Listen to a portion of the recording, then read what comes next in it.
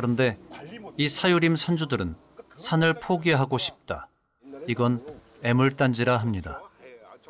아버님은 사실 여기 그때 뭐 저 강변부터 한 98만 평을 사셔가지고 사실은 나무 심어서 이제 환경이 좋아지면 또 사람들을 불러들여서 무슨 뭐 이런 숲 체험이라든지 이런 구상도 하셨는데 아예 규정상 뭐 벌목 벌채를 아예 금하고 있으니까 이거는 뭐 그만하면 여기 꼼짝을 못하게 하는데. 꼼짝을 못하니까. 예.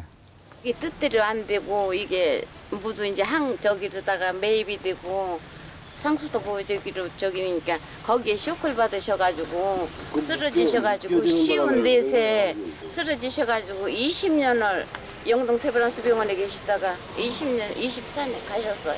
이게 그렇게 한이 맺힌 산이에요, 이게. 전 재산을 투자했는데 어떤 경제 활동도 할 수 없게 되자 최원규 씨 가족들은 절망했습니다. 그 세월이 40년입니다. 지금 여기 보시다시피 들어서기도 힘들잖아요. 이런 숲은 들어설 수가 없는 거예요, 사람이. 제멋대로 자란 나무들이 뒤엉켜 있습니다. 나무를 베는 작업이 원칙적으로 금지돼 있어서 관리를 할 수 없었고 그러다 보니 곳곳에 죽은 나무들도 그냥 방치돼 있습니다. 이거 보세요. 자연적으로 딴 나무에 치여서 이렇게 죽는 거예요. 나무 역할을 못하면 정리를 해야 돼요. 이걸 잘 치워줘야 이제 목재나 이런 거로서의 가치도 있는데 이런 상태로 아무것도 못하게 하면은 잘 키우고 싶어도 키울 수가 없는 현상이에요. 예. 저기도 봐. 이게 다리가 얼마나 죽은 나무를 치우는 것도 허가 사항. 까다로운 절차와 규제 때문에 아예 손을 놔버리게 됩니다.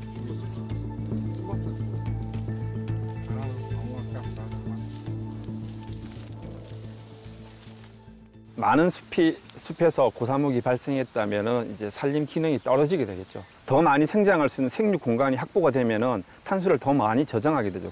하지만은 숲가꾸기를 하지 못해서 생육 환경이 나빠지게 되면 생장도 감소하게 되고 따라서 탄소 흡수량도 작아지게 되죠. 그렇기 때문에 우리가 숲가꾸기를 해서 숲을 건강하고 크게 만드는 것이 온실가스 감축이라는 부분에서 큰 역할을 하고 있습니다. 상수원 보호구역 안의 산들은 위치에 따라 규제 사항이 조금씩 다릅니다. 심성기 씨는 자신의 산에서 버섯 재배를 하고 있습니다. 이건 허락을 받았습니다. 깨우는 거예요, 버섯을. 나무하고 나무 사이가 이제 이렇게 떨어지면서 부딪히면서 나무의 그 균이 충격을 먹으면서 그 균이 다시 되살아나죠. 종균이 이렇게 하얗게 들어가 있는 게 그게 다 그 종균이 들어가 있는 거예요. 버섯은 산에서 얻을 수 있는 좋은 임산물이죠. 버섯목은 무슨 나무인데요? 여기 이제 그 참나무라고 이제 그 도토리가 열리는 나무입니다. 표고버섯은 그 나무밖에 안 돼요. 버섯 자체가. 지금 이렇게 보시면 이게 거의 다가 참나무예요. 산에 보이는 것이. 이런 것들이 거의 다 참나무인데 사실은 이런 그 나무 자체가 저희가 생각하는 것은 표고목으로는 아주 좋은 나무죠. 바로 눈앞에 자기 산에 참나무가 있는데 이건 뵐 수가 없고 버섯목을 따로 사온답니다. 나무를 볼 때마다 마음이 상합니다. 상수원 보호구역이라는 것 자체가 어떻게 보면 족쇄라고 할 수 있죠. 개발 행위도 안 되고 또 예를 들어 가지고 전반적인 나무나 이런 거 수종갱신도 안 되고 그럼 산을 가지고 있어도 사실은 내 재산이 아니죠. 이건 정부의 재산이지 어떻게 내 재산이라고 볼 수가 있겠어요. 왜 또 세금은 물어야 됩니까? 그건 이중적으로 불합리한 거 아닌가요? 산을 그냥 버려둘 수가 없어 임산물 재배를 시작한 박성수 씨. 여기도 다 심어져 있는 거예요. 어떻게 하면 수확을 늘릴 수 있을까? 이게 박성수 씨의 고민인데요. 씨를 뿌리다 보니까 밀식 재배를 하게 되잖아요, 파종을.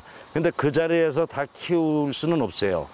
총첨이 있으니까 자라지를 못하는 거죠. 그래서 한번 옮겨서 줄심기를 해서 간격을 두고 이렇게 심어 나면 이게 이제 5, 6년이 지나 7, 8년, 10년도 가는 거죠. 좀 실한 걸 좀 해볼까? 제초제도 금지 사항, 퇴비도 정해진 것만 써야 하는데요. 보통 산양삼은 오래 키울수록 가격이 높아지죠. 5년 이상은 돼야 쓸만하다 할 텐데 이 산에서는 그렇게 오래 둘 수가 없답니다.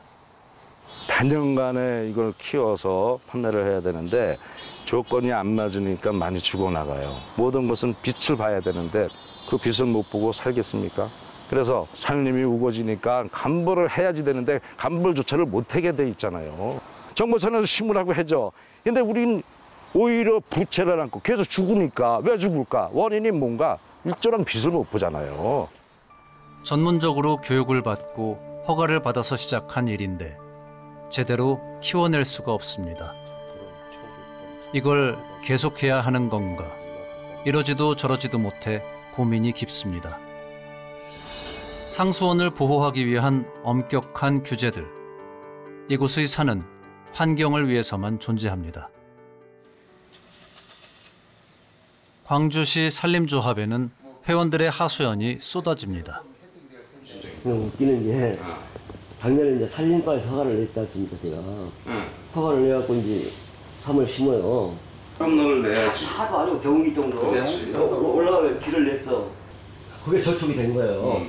그러니까 한 사무실에서 허가를 내주고 사무실 바로 옆에 이렇게 있어요, 시청에 가면. 수질 관리과. 수질 관리과. 산림과에서 허가를 내주고 수질 관리과에서 제재된 거야. 벌금 냈잖아, 300만 원. 그렇지. 아니, 조사받고 그러니까. 경찰에 기소가 됐어요, 제가. 그 규제법 규제가 그걸 틀을 바꾸기 힘들어서. 바꾸면 바꿀 수가 있지. 시대 변화 속에서 이렇게 산이 좋아졌는데 왜 못 바꿔? 규제 종류가 많고 관할 부서가 다르다 보니 분란은 끊이질 않습니다. 그렇다면 이대로 산을 내버려 두는 게 최선일까? 산림조합 회원들은 공익적 목적의 벌채, 친환경 임산물 재배 등 환경을 훼손하지 않는 범위에서 규제를 풀어달라 요구합니다.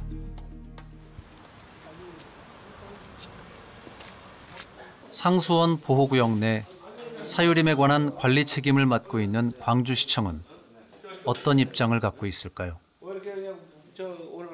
규제 때문에 도리어 산이 더 망가지고 환경에 악영향을 주는 일은 없어야겠죠. 산림이 가꾸질하니까 이 가지나 뭐 또 아니면 이 나무가 많이 지금 산림이 훼손되고 있잖아요. 저도 이제 그 환경부에 그런 얘기를 많이 합니다. 산림 자원을 좀 그 자원화할 수 있는 이런 노력들을 우리 광주시가 좀 모범적으로 해야 되지 않을까 이런 생각을 좀 꿈을 꾸고 있고요.